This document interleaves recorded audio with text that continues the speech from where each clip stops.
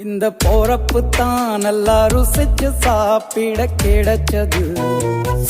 ஆஹா ஆஹா, அத நினைச்சு தான் மனோ உலகம் முழுவதும் பருக்குது. அட சுட சுட அட சுட சுட அந்த மதுர மல்லிப்பூ இட்லியே மீன் குழம்புல